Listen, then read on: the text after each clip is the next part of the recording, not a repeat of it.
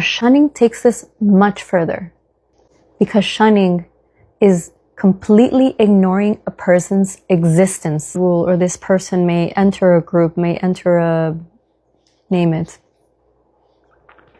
a social group, religious, family, community group, you name it. And there has been an unspoken agreement to completely ignore the presence of this person, completely refuse any attempts to offer any attention to this person, opening to either speak up, to be involved, or be part of this group. And it's actually quite insidious because it's not detectable. Whereas ostracizing, you can note the behavior quite clear, right? Not being invited to certain events. We've all been through some form of that, or maybe have even done it. Not being included on team meetings, only later to find out that decisions were made about your own department without even your consent. So that's pretty clear. But when it comes to shunning, it's such a covert or non-behavior, and by that, you can't pick it up, right? Because there's not necessarily a very clear action being made. It's very subtle.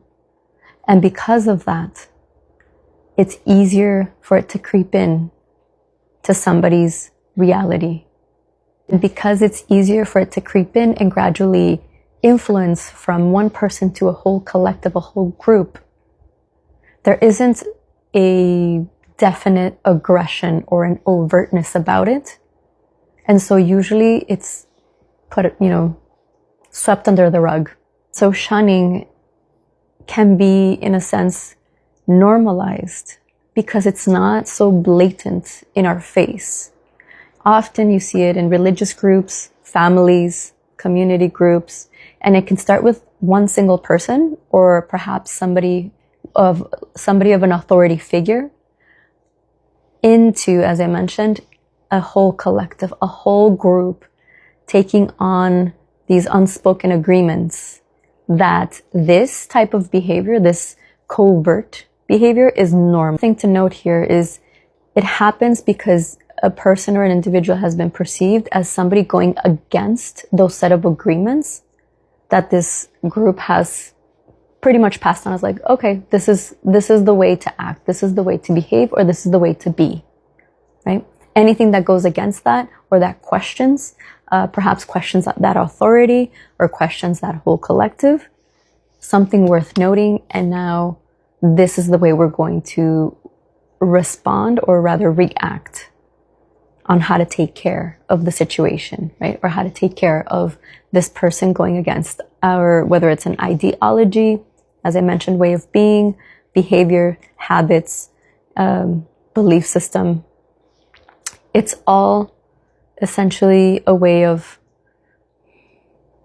confronting this dislike in a very passive-aggressive way.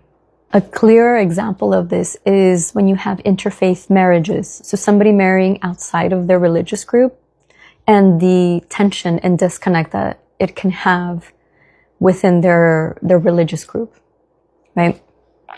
And also with the other person, it's about how to integrate and how to restructure your social identity once that rift has happened within that group where there was that sense of belonging. Perhaps this person has chosen a lifestyle that is not in accordance or in agreement with this set of rules or way of being for that majority, for that collective, or for that social group, that cultural group. Right? So this is going against, again, that conventional wisdom or that sense of belonging. It's going against the code or the rules of how to belong within this group. by noting and highlighting that shunning and understanding shunning and how much of a covert behavior it is, or of a covert tactic it is because of the impact that it has on a person's not only identity, but their emotional and their mental well-being.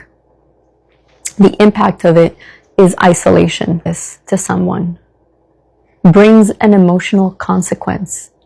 The more a person is isolated, they're not only isolated from a group. Remember, our basic human instinct is to belong.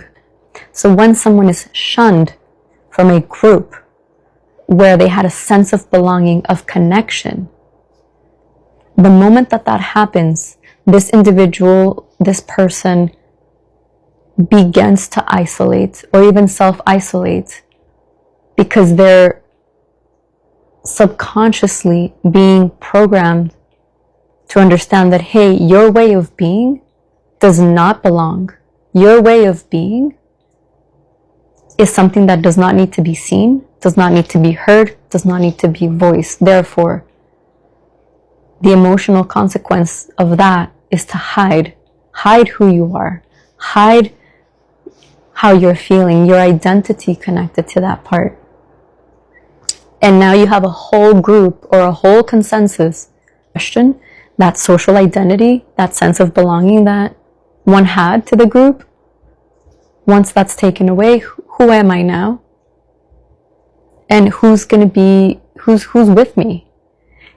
Slowly, as that starts to happen, that isolation piece not only means isolating from the group, it means getting cut off of resources, getting cut off or being removed physically from that space where that was considered a home at one point. That was considered safety at one point. This place, this group, these people, these connections are no longer safe.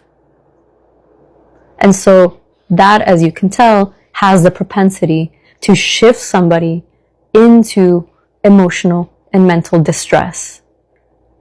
The person on the other end being impacted by this, and the group itself also, learn to be programmed that, hey, this is normal behavior. This is what you do when you don't like someone or something in the environment. You shun. Instead of, as we know, addressing this directly or having a resolution in a more constructive way.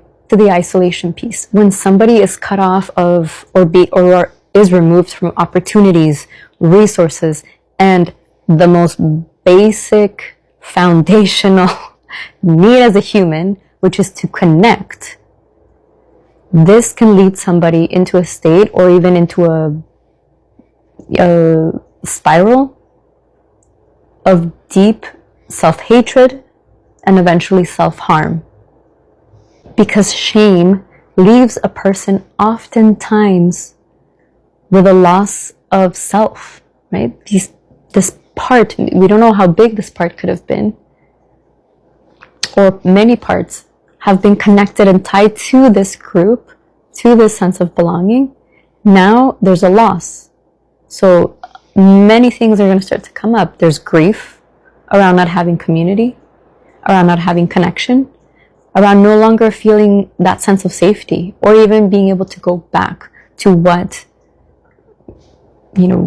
was perceived at one point as our home. So when that shifts, a person loses a part of themselves. And that is that social identity we're talking about.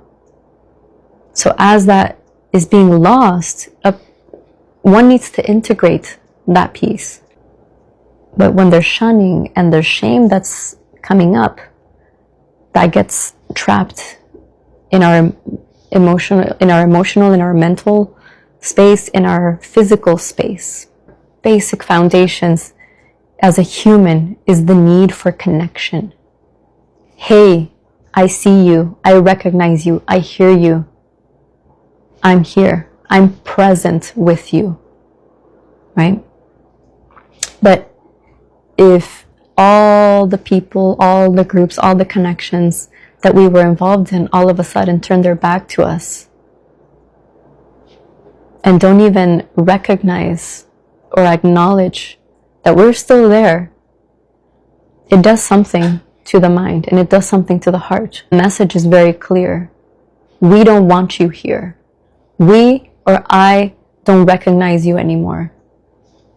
You are not important because I don't even see you anymore. And so that messaging starts to get encoded and programmed in our mind, right? That stirs up the emotions, and that's where the isolation, the need to hide, draw back and hide who we are. And this is done for a prolonged period of time. Eventually start going towards desperation, eventually towards rage, eventually towards self-hatred, and eventually towards self-harm. So when that keeps getting, not said, but again, shared through these passive-aggressive actions, the messaging is very clear. Doesn't matter if you don't speak. The messaging is being placed. And so even the most stable person can be driven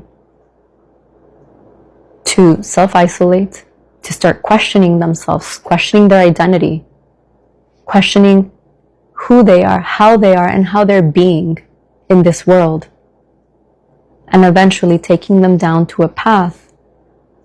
If there's no connection or no authentic bonds happening outside of that shunning ritual, or that shunning ritual, if there's no authentic connection happening for this person, eventually that can lead someone to self-harm, and eventually, self-harm can take us to somebody being unalived.